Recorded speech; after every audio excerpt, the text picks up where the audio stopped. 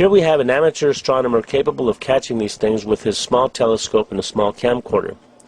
As it always goes with discoverers of great things, he has no funding, no high-end telescopes, no high-end cameras. He has found something that through his apparatus that he invented is capable of capturing interstellar spacecraft.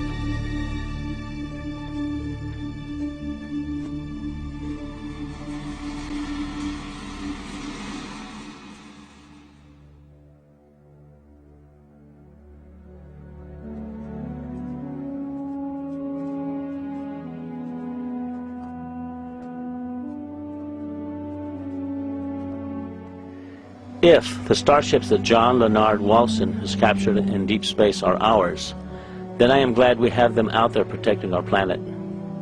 What they are protecting us from is thought-provoking, to say the least. These things are enormous.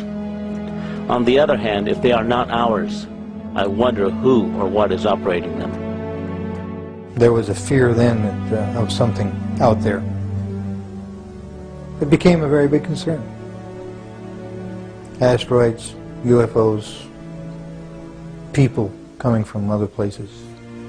Paranoia was also there within the government. You know, at certain levels, you could feel it. You knew it was happening.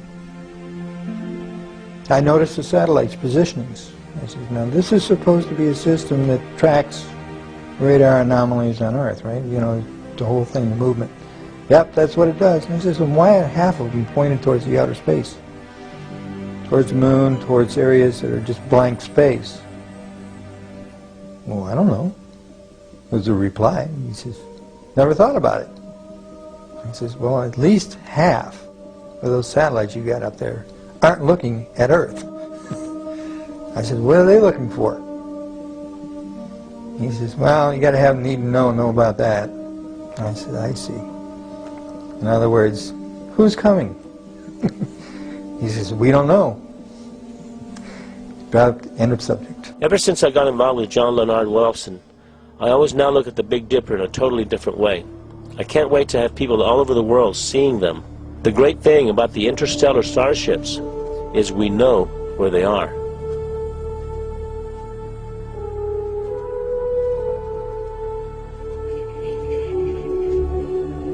One of the scientists said it's the Star Wars project. Okay. If that's the case, where were we when they put these things up there? When one thinks how much one large structure weighs, it's inconceivable how we got it into deep space. The machinery it would take to construct one of these things is no less conceivable. And the fact that they can expand and transform into different shapes in deep space is extraordinary. There are questions I have. If they are man-made, then we must have technologies that are way beyond our comprehension. What kind of energy systems are being applied here? This is one big puzzle that has yet to be solved, or at the very least, acknowledged.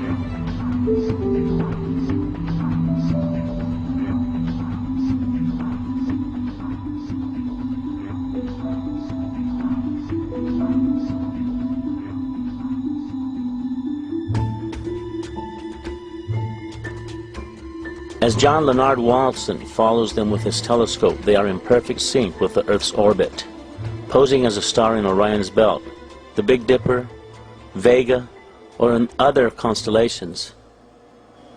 This means that perhaps if one structure is 2.5 light years away, it may be orbiting around Earth at millions of miles per hour. With those kinds of velocities, and with the capability of being able to effortlessly change and transform, it takes an enormous amount of energy. What kind of alloys are they made of that allows them to transform and retract at these velocities in deep space?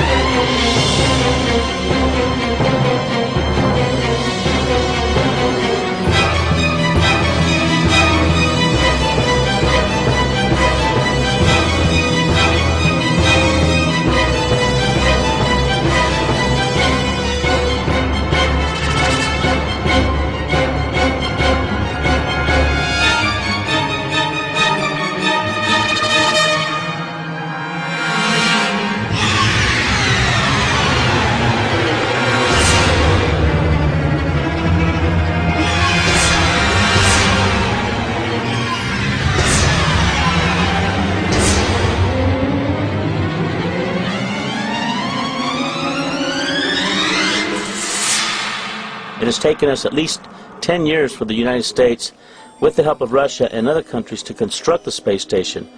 And when you look at these huge structures that are in deep space, you just have to wonder, what are these things? Who inhabits them? There are rumors about secret projects where men and women have been sent into outer space as an exchange program. You need to think about this. We have wars going on right now here on Earth. Our planet is in turmoil. People of the Earth have no concept as to what reality is anymore. We are too busy fighting terrorists, too busy looking out for human enemies. Is something more sinister awaiting our planet?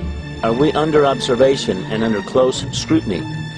We don't know what we are about to learn about the interstellar communities that are obviously among us, orbiting our planet in our immediate solar system.